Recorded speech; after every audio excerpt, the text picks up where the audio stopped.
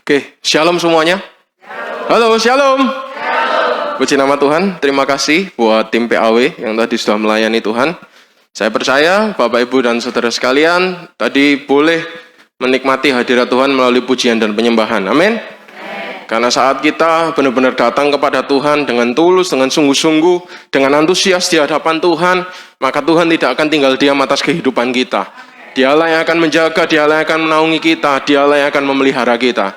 Amin. Siapa di sini yang punya Tuhan yang luar biasa, yang percaya punya Tuhan yang luar biasa, angkat tanganmu. Mari berikan sorak-sorai buat Tuhan. Haleluya. Amin. Puji nama Tuhan. Bapak, Ibu, dan saudara sekalian, siap terima firman Tuhan? Amin. Amin. Ya, siap terima, siap mengerti, siap merenungkan, dan juga yang terakhir, siap melakukan. Amin. Amin. Berdoa, minta Tuhan kekuatan supaya kita boleh mampu melakukannya. Karena tanpa pertolongan Tuhan, kita semua hanyalah manusia yang tidak ada artinya. Tapi karena Tuhan, kita semua boleh diberi kekuatan. Kita boleh menjadi pribadi-pribadi yang berarti. Amin. Oke, puji nama Tuhan. Untuk tim multimedia langsung bisa ditampilkan. Nah, hari ini Bapak Ibu, kita akan sama-sama ya melihat dan belajar tentang kehidupan suatu tokoh Alkitab. Nah, kalau lihat gambarnya ini kira-kira siapa Bapak Ibu?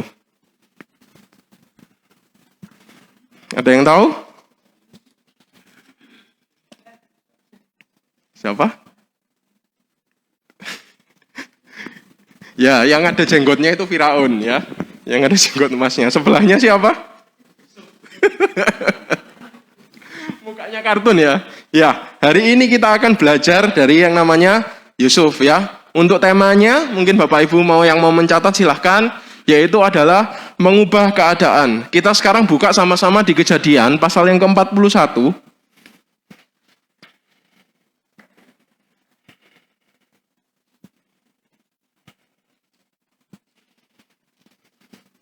Silakan Bapak Ibu bisa catat dan tandai ayatnya seperti yang di depan. Kejadian 41 ayat yang ke-37 sampai 57. Nanti kita akan baca beberapa ayat saja ya. Tapi dicatat dulu, nanti bisa diteruskan dibaca di rumah. Oke, sekarang silakan Bapak Ibu dan saudara sekalian perhatikan Alkitabnya. Dengar baik-baik, saya akan bacakan sebagian dari ayat yang terambil pada hari ini ya.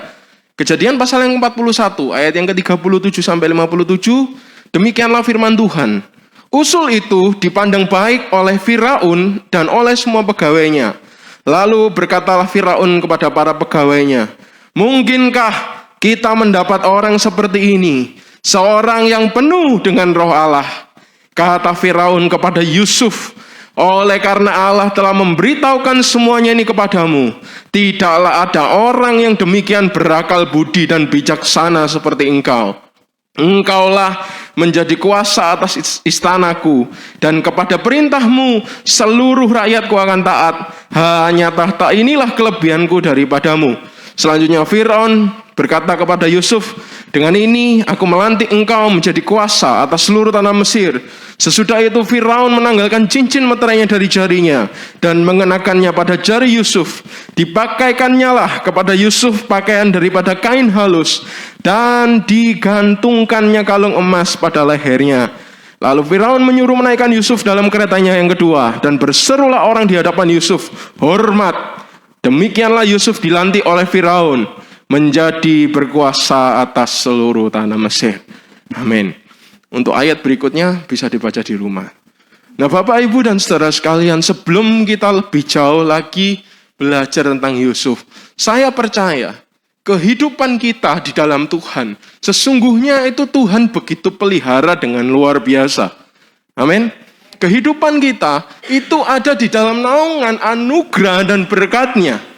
Kalau di gereja ini kita sama-sama belajar tentang bagaimana pikul salib, tentang bagaimana kita berjuang kepada Tuhan.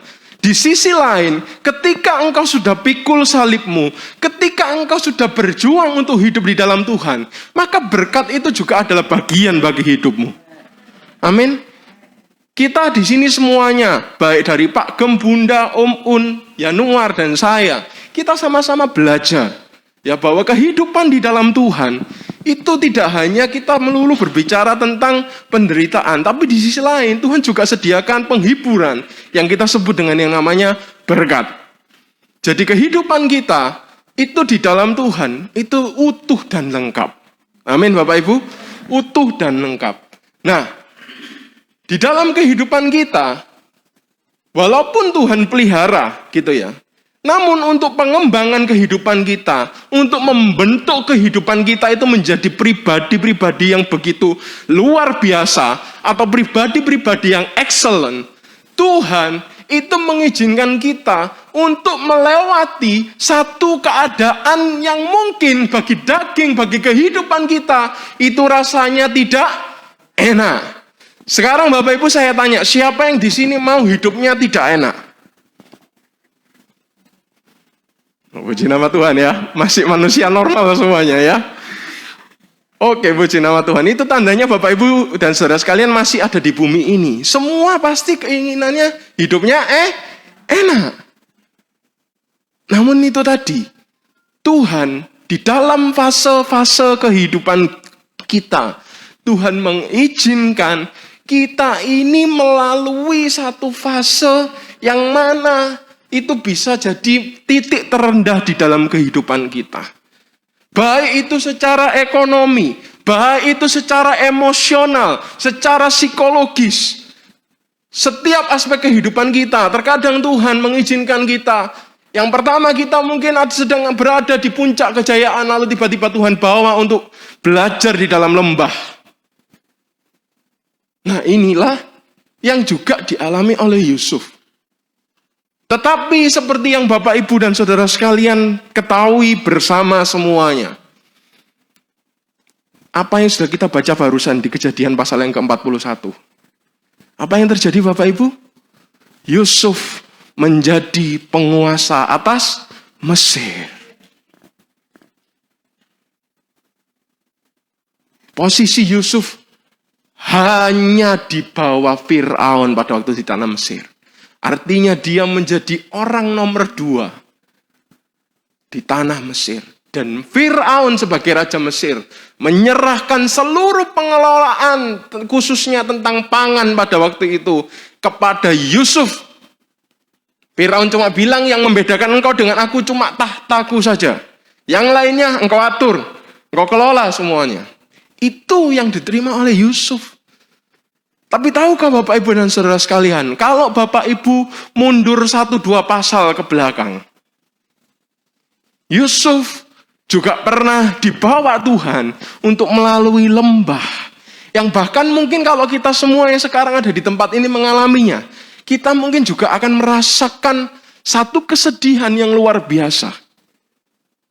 Lalu apa yang terjadi pada Yusuf? Mungkin bisa di next. Apa yang dia... Oke, sebelumnya. Next, berikutnya. Oke. Apa yang dialami oleh Yusuf? Yusuf ini berangkatnya. Dia sebenarnya adalah anak ke-11 dari Yakub. Ya. Yakub anaknya siapa? Yakub anaknya Ishak. Ishak anaknya siapa? Ishak anaknya Abraham. Ya, jadi turun-temurun dan Yakub ini adalah orang yang menerima perjanjian dari Tuhan sebagai umatnya yang dikasihi. Atau yang kita kenal dengan nama Israel. Nah, Yakub punya 12 anak. Dan salah satu anaknya itu adalah Yusuf. Anak yang ke-11, anak laki-laki ya. Yang diakui sebagai suku Israel. Nah, Yusuf itu merupakan anak kesayangan dari Bapak Yakub. Dia bahkan diberikan jubah yang berwarna-warni, jubah yang indah, yang lebih bagus daripada saudara-saudaranya. Kehidupan yang nyaman bukan? Kalau Bapak Ibu mungkin dulu waktu kecil lah ya. Kalau sekarang kan sudah pada dewasa-dewasa semua ya, usianya senior lah ya. Jangan nyebut tua, nggak boleh ya, senior. Gitu ya. Tapi dulu juga pernah merasakan sebagai anak. Bukankah ketika sebagai anak akan membahagiakan sekali ketika kita disayang oleh orang tua kita. Betul? Betul? Sangat menyenangkan disayang oleh orang tua kita.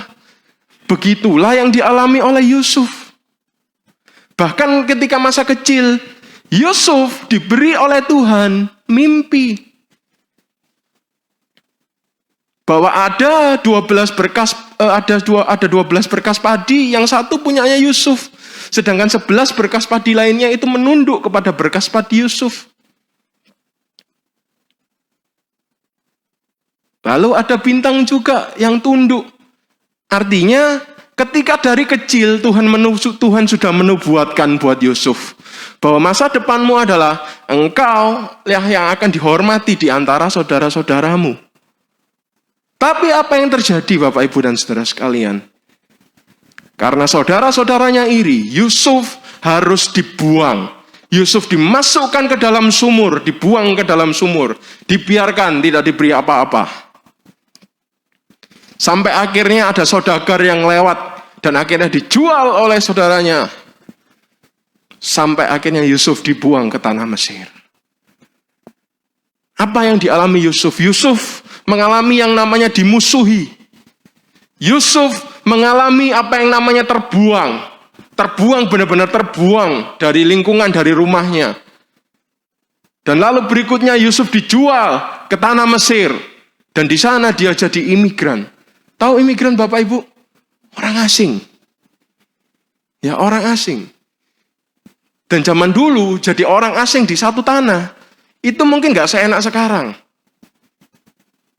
Ya, di zaman dulu itu serba susah. Apalagi Yusuf ini adalah orang Ibrani. Di sana nggak ada sanak saudara, dia sendiri. Lalu berikutnya sudah dapat kerja, sudah dapat peningkatan hidup, difitnah dan juga berakhir di penjara, Bapak Ibu.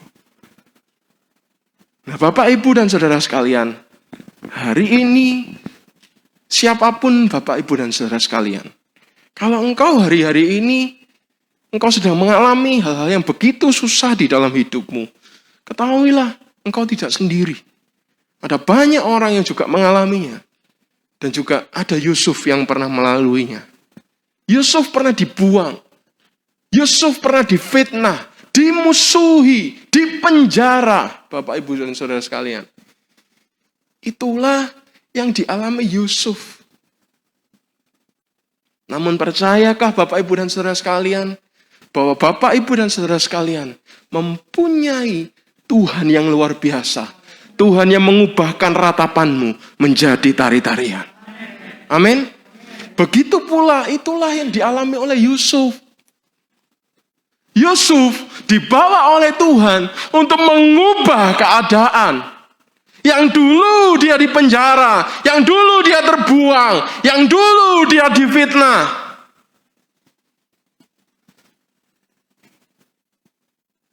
Pada masa kemudian di dalam hidupnya,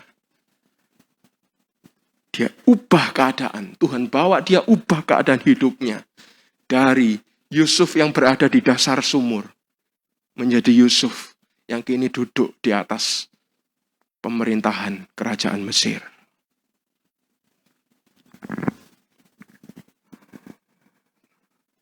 Saya tantang iman Bapak, Ibu, dan saudara sekalian.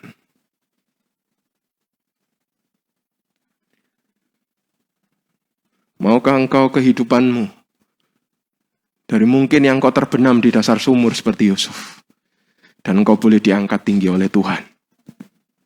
Mau? Mau? Amin. Bila dengan iman itu boleh terjadi dalam hidup Bapak, Ibu, dan saudara sekalian. Mengubah keadaan dari yang begitu hina menjadi keadaan yang dibawa oleh Tuhan mengalami kemuliaan yang luar biasa. Amin. Lihat, apa yang dilakukan oleh Yusuf berikutnya, itu dari minus Bapak Ibu. Itu jadi berlimpah-limpah. Namanya orang dibuang Bapak Ibu, nggak ada uang, betul? Betul? Nggak ada uang. Nggak ada apa-apa, makanya dia sampai dijual. Tapi dari orang yang seperti itu, menjadi penguasa di Mesir. Kalau diumpamakan istilah sekarang, dari gembel, dari gerandangan, itu jadi wakil presiden. Itulah yang terjadi dalam kehidupannya Yusuf. Nah sekarang Bapak Ibu, mau tahu nggak? Apa sih yang membuat Yusuf bisa mengubah keadaan? Mau tahu? Halo? Oke ya.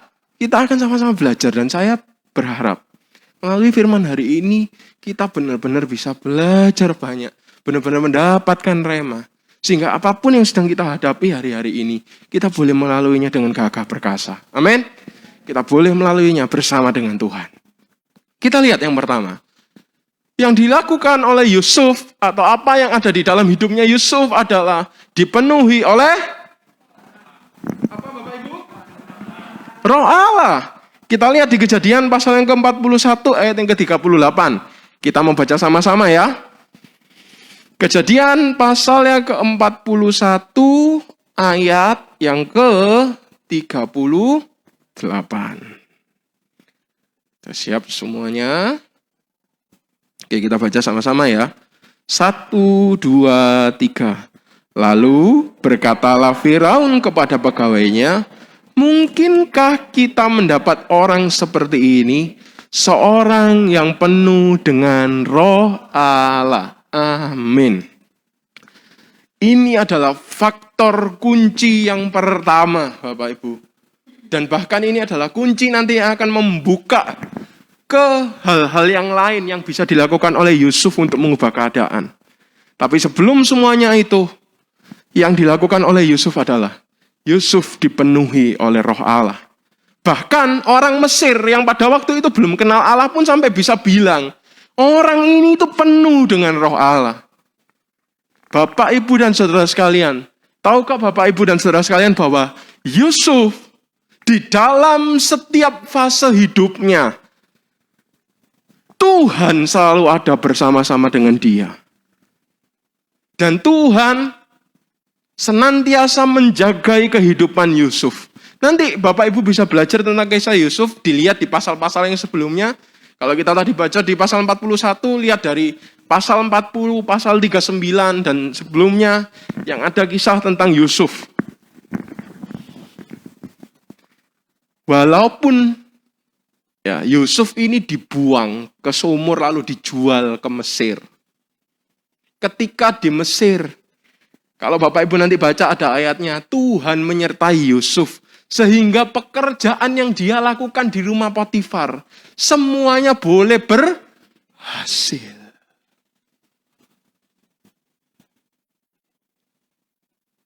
Sama yang berikutnya, difitnah Potifar.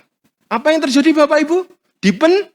Di penjara. Kalau nanti Bapak Ibu baca kisahnya di Alkitab, ketika di penjara Tuhan menyertai Yusuf. Dan Tuhan membuat Yusuf menjadi tahanan kesukaan kepala penjara. Sampai kepala penjaranya itu menyerahkan seluruh pengelolaan tahanan di tempat itu kepada Yusuf. Walaupun Yusuf mengalami berbagai lembah di dalam hidupnya. Mulai dari dia dimusuhi saudara-saudaranya. Ketika dia dibuang, dia dijual, dia difitnah, dia dipenjara. Tetapi selalu ada Tuhan di sana. Yang Yusuf lakukan, Yusuf tidak pernah meninggalkan Tuhan dalam fase apapun di kehidupannya. Dan biarlah itu juga yang boleh terjadi di dalam setiap kehidupan kita. Bahwa di dalam setiap fase kehidupan kita, kita tidak pernah meninggalkan Tuhan. Karena justru kunci untuk mengubah keadaan adalah dengan kita dipenuhi oleh roh Allah. Amin Bapak Ibu. Inilah yang dilakukan oleh Yusuf. Bahkan walaupun Tuhan sudah menubuatkan kepada Yusuf melalui mimpi. Dan sekarang Bapak Ibu, kalau Tuhan sudah menubuatkan, engkau akan dihormati oleh saudara-saudaramu. Tapi ternyata kondisimu lagi dibuang di dalam sumur. Bagaimana perasaannya Bapak Ibu? Halo? Bapak Ibu dikasih nubuat ini sama Tuhan. Engkau akan diberkati luar biasa. Tapi tiba-tiba perusahaanmu bangkrut. Biasanya sih, wah iki sing nubuat gak bener. Biasanya gitu ya. Ini nubuat iki, wah gak bener hati ini. Iki sing nubuat, Tapi Yusuf nggak seperti itu, Bapak Ibu. Walaupun janji Tuhan dia sudah tahu jelas. Dia akan dibawa oleh Tuhan menjadi orang yang dihormati. Tapi ketika dia di dalam sumur, Tuhan tetap menyertai Yusuf. Dan Yusuf tidak meninggalkan Tuhan. Amin Bapak Ibu. Ini kunci yang pertama. Saya tahu terlihatnya mungkin juga susah Bapak Ibu. Saya tahu betul. Ketika kita dalam keadaan yang terpuruk, sedangkan ada janji Tuhan yang sudah Tuhan ucapkan lewat kehidupan kita. Tapi pastikan Bapak Ibu dan Saudara sekalian, hari ini saya berani katakan, di dalam nama Tuhan Yesus, jangan pernah tinggalkan Tuhan. Karena kalau engkau ingin mengubah keadaan hidupmu, kunci satu-satunya hanyalah dipenuhi Roh Allah. Itulah yang modalnya Yusuf yang paling besar, Bapak Ibu. Nanti kalau Bapak Ibu baca kejadiannya, ajaib, luar biasa. Bagaimana Tuhan itu menyertai Yusuf walau dia di penjara, walau dia difitnah. Luar biasa. Bahkan ketika Yusuf sudah menjadi penguasa, Tuhan tetap sertai dia. Tuhan berikan dia hikmat yang luar biasa untuk bisa mengelola pangan di kerajaan Mesir ketika zaman kelaparan Bapak Ibu. Bukan zaman kelimpahan loh, ketika zaman kelaparan. Mesir di bawah kepemimpinan Yusuf merupakan lumbung makanan terbesar pada saat itu. Sampai seluruh daerah di sekitarnya cari bahan makanan di mana Bapak Ibu? Mesir. Karena ada Tuhan yang menyertai Yusuf di sana. Begitu pula engkau. Walaupun hari ini di dalam lumbungmu terlihat kosong. Tapi ketika engkau selalu mengikut Tuhan. Ketika engkau selalu menyertakan Tuhan di dalam setiap fase hidupmu. Maka engkau akan melihat di dalam nama Tuhan Yesus. Engkau akan melihat lumbungmu dipenuhi oleh gandum dan padi. Yang subur diberkati oleh Tuhan.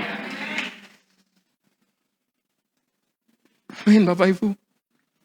Tuhanlah faktor utamanya.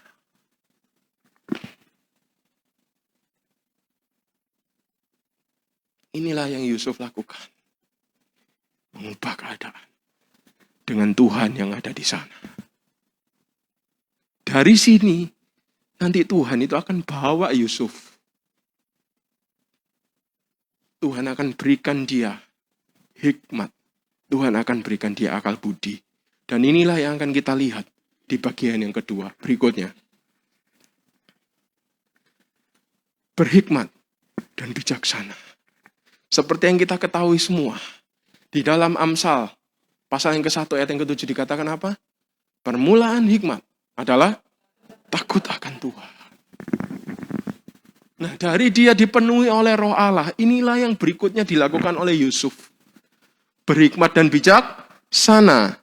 Ya, saya akan bacakan Kejadian 41 ayat 39, Bapak Ibu perhatikan. Karena kata Fir'aun kepada Yusuf, oleh karena Allah telah memberitahukan. Siapa yang beritahu Bapak Ibu? Hikmahnya Yusuf dari mana? Allah. Kepadamu tidaklah ada orang yang demikian berakal budi dan bijaksana seperti engkau. Nah, yang dilakukan Yusuf berikutnya, Yusuf itu berhikmat dan bijaksana. Nah, ini yang berikutnya. Kalau tadi, ya, itu adalah bagaimana peran Tuhan yang begitu luar biasa. Selanjutnya Bapak Ibu, ketika Roh Allah itu sudah ada di dalam kehidupan kita, sudah memenuhi kehidupan kita, bukan berarti terus kita ini harus diam saja. Tidak ngapa-ngapain. No, inilah yang dilakukan oleh Yusuf. Berhikmat dan bijaksana. Bagaimana berhikmat dan bijaksana? Seperti Yusuf. Yang pertama adalah menjauhi dosa. Seperti yang semua tahu ya, di sini ceritanya tahu ya. Yusuf digoda sama tante Potifar ya. Tahu ya.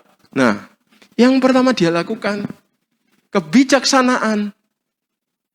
yang dilakukan oleh Yusuf? Menjauhi dosa. Yusuf, apa yang Yusuf lakukan? Yusuf lari. Yusuf jauhi itu semua. Lari. Dia tidak mau mencemarkan kehidupannya dengan hal-hal yang mendukakan hati Tuhan. Sebenarnya kalau Yusuf mau, bisa Bapak Ibu. Karena Yusuf sudah dipercaya kok sama Potifarnya. Sama Potifar.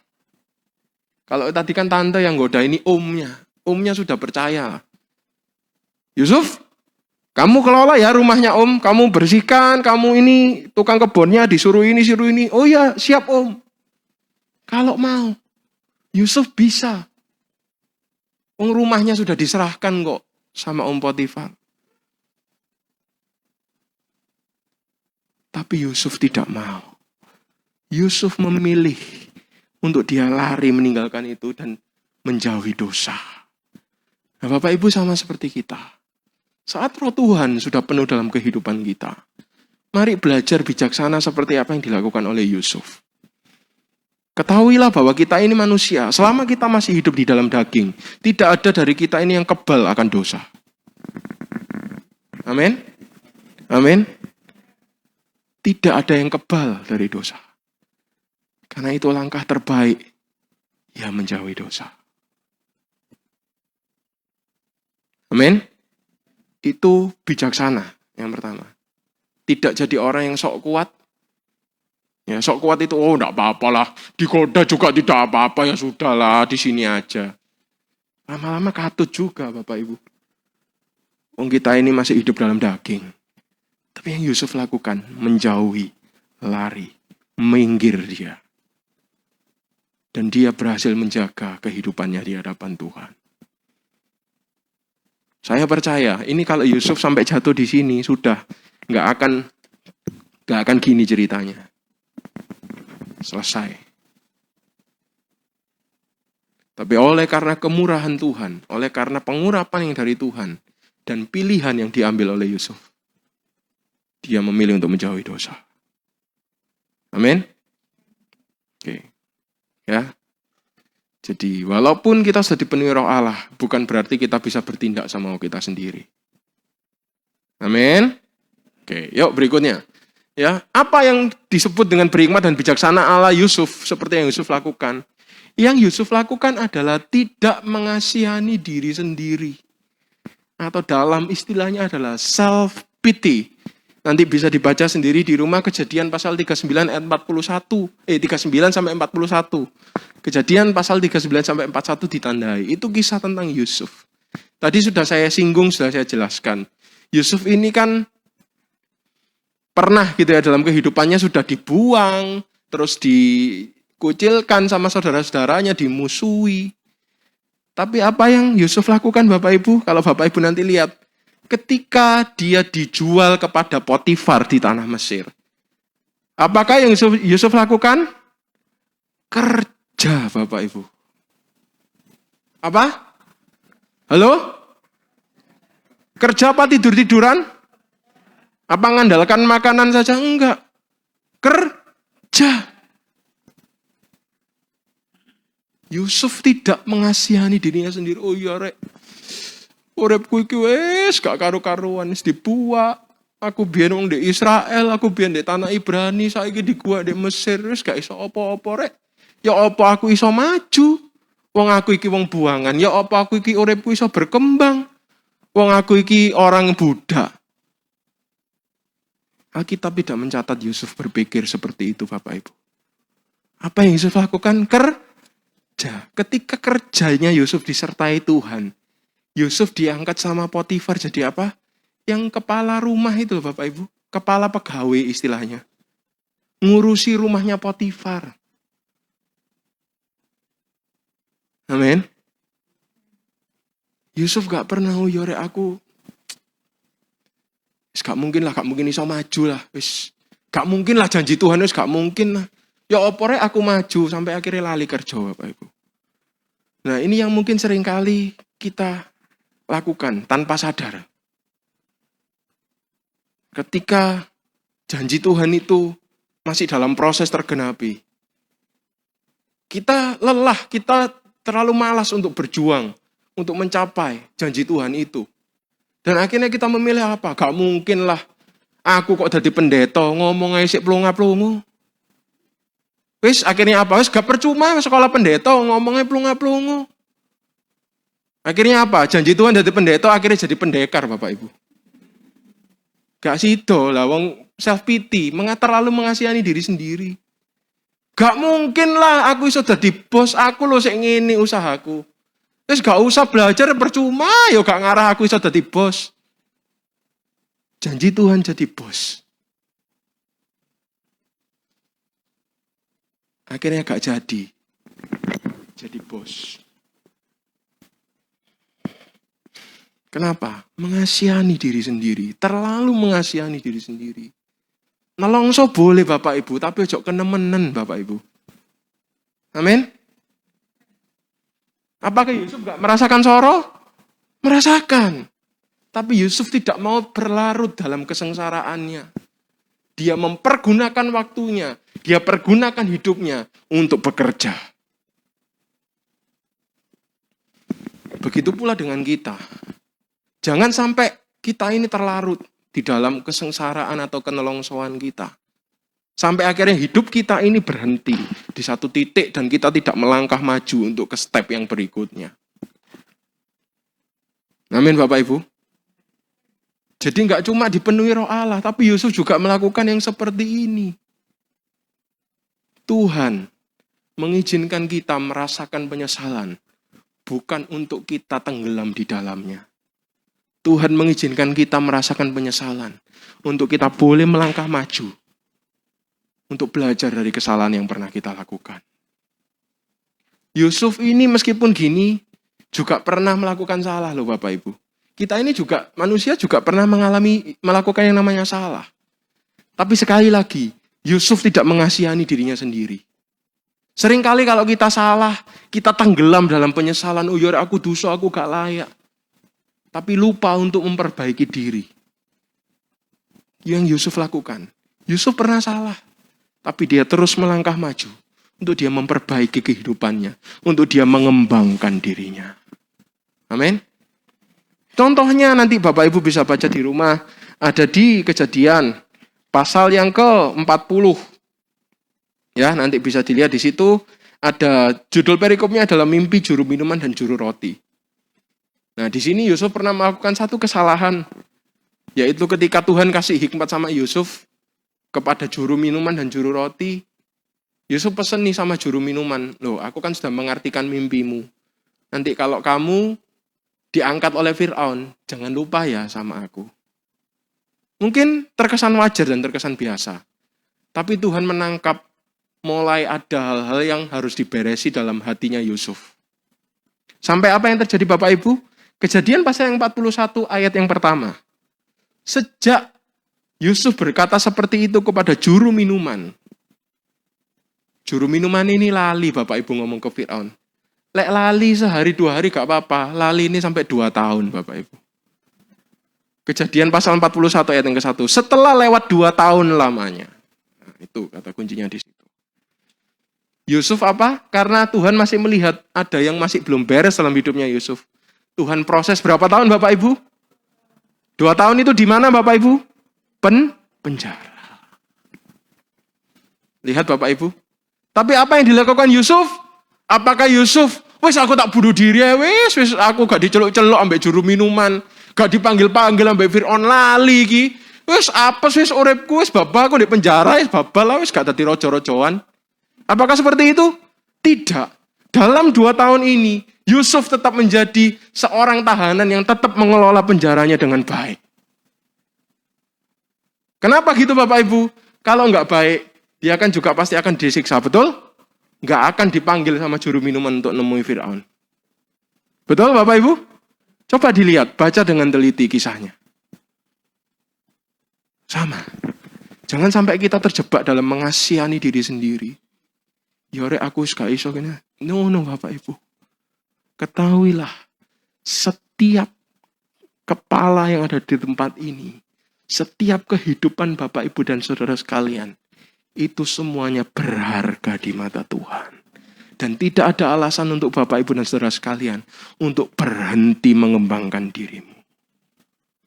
Karena Tuhan sudah tetapkan ketika engkau berada di dalam Tuhan, engkau menjadi kepala dan bukan ekor. Engkau akan terus naik dan bukan turun. Lah kalau takdirnya Bapak Ibu seperti itu, tapi Bapak Ibu memilih ya wis lah pasrah, ya wis gak lapo-lapo lah. Eman Bapak Ibu? Eman enggak? Eman enggak? Eman. Tuhan sudah tetapkan kok.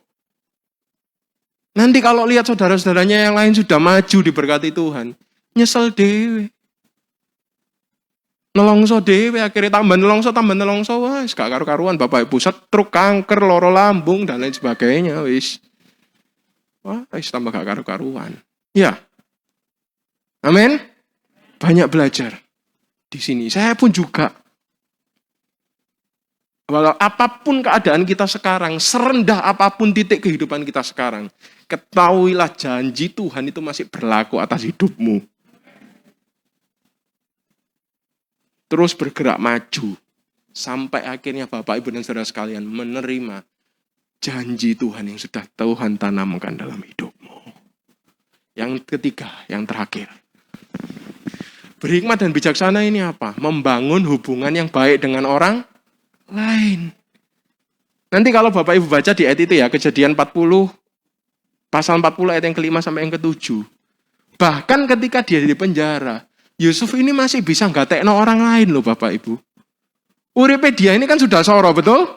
Wis di penjara, difitnah gitu ya. Tapi di penjara dia itu tiba-tiba lihat juru minumannya mukanya sedih Bapak Ibu. Didatangi sama dia, hei kamu ngapain sedih? Gak usah sedih lah, ayo cerita sama aku sini. Yusuf bilang gitu Bapak Ibu kurang lebihnya. Di ayatnya ini ada tertulis, bisa dibaca di rumah. Artinya apa? Yusuf ini tidak hanya memikirkan dirinya sendiri. Tidak hanya egois, Bapak Ibu. Tapi dia juga tetap kehidupannya itu berusaha untuk menjadi berkat buat orang lain. Amin. Ini yang dilakukan oleh Yusuf. Nah, tapi ada catatan. Hati-hati. Dalam aspek ini jangan sampai kita menduakan Tuhan. Seperti yang dilakukan oleh Yusuf. Meskipun nggak parah-parah banget ya. Tapi Tuhan menangkap ada hati yang mulai mendua di hatinya Yusuf. Maka dari itu Tuhan izinkan 2 tahun lagi di penjara. Tapi kalau kita bisa kendalikan ini dengan baik, oh ini satu langkah yang bijaksana luar biasa dalam hidup kita. Amin Bapak Ibu. Jadi kehidupan kita itu bukan cuma suci, kudus, diberkati hanya untuk diri kita. No. Tapi kita juga bisa menjadi berkat buat orang lain. Ya, kesimpulannya pada pagi hari ini adalah kita akan mengubah keadaan saat mengarahkan hidup kita kepada Tuhan. Dan membawa pola pikir kita berfokus kepada pengembangan, bukan kesalahan. Amin. Tuhan Yesus memberkati.